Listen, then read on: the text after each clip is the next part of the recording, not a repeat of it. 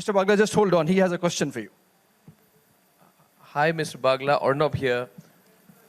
First of all, I just want to say that we feel so proud when we see amazing technocrats like you, lead, the Indian surge and so strongly, so confidently in Davos. I think it gives us great pride. The Republic Dialogue, Mr. Bagla, that we are hosting is in Pune, city of great culture and entrepreneurship. And these are the growth engines of our economy and our society.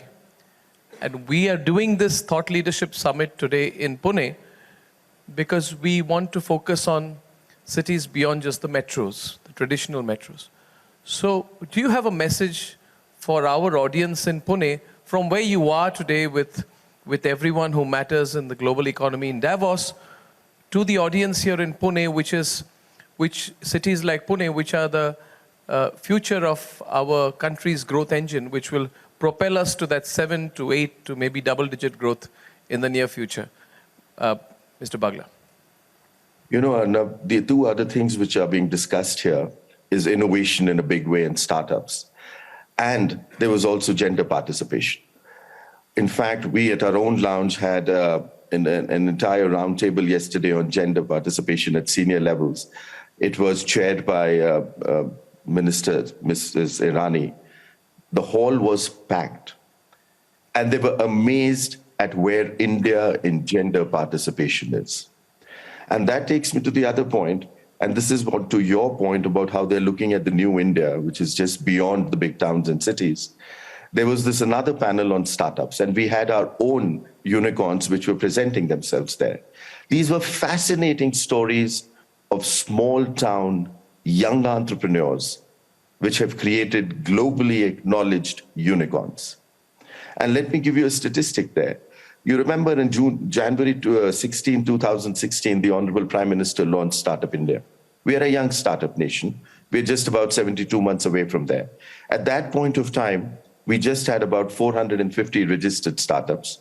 Today, we have 88,000 of those and plus, and everybody is looking at it. But I'll tell you what's more interesting than that. Today, we are number 3 in the world in number of unicorns, number 2 in the world in number of startups, number 1 in the world with new startups starting every day. By the way, I must tell you on the gender point which I raised, that another interesting point which was discussed just yesterday, that our women-led startup are growing at over 100% per annum. So you can see how Indian participation on that one, there's a big change. But the other interesting element, today, out of over 775 odd districts in India, I have a registered startup in over 688 of them.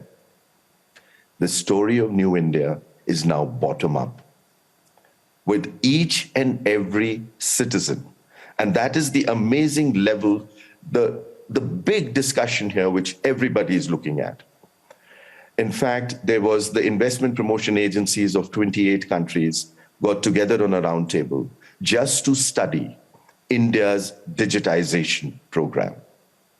Digitization has created that democratization of participation in growth, of being able to partake from the benefits of that growth. And everyone was here looking at how fast and impactful it has been created. Just from July 2015, when we were 123 in the world in terms of per capita data consumption, last year, India was number 1. India consumed more per capita mobile data than China and the US put together. 41% of the world's real-time transactions last year happened in India, 41%. We did 48 billion transactions. China was number 2 at 18 billion.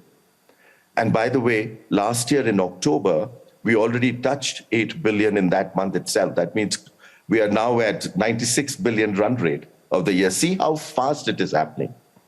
And how everyone is now wanting to follow the Indian digital structure story which we have and wanting to adopt it for themselves. In fact, even we had a G20 panel, which has been working for the investment promotion agencies and including our invitee countries. And the focus now there is how we can help them with the same level of digitization and share with them our success story and help them execute and implement it. You know, each of these pillars are the core pillars of growth. These are the pillars of the future.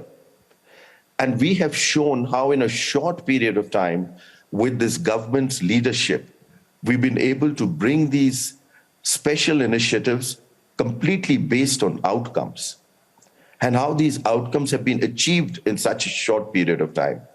I think this is what everybody is now acknowledging. All right.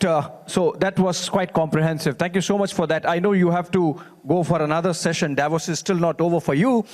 My last question before I let you go, quickly. There would be some fantastic side stories of your 7 days there, of course, dovetailing with the India story. Please share just a couple of them, or even one perhaps, of the soft power of India perhaps that was on display at Davos. I must tell you, one of our senior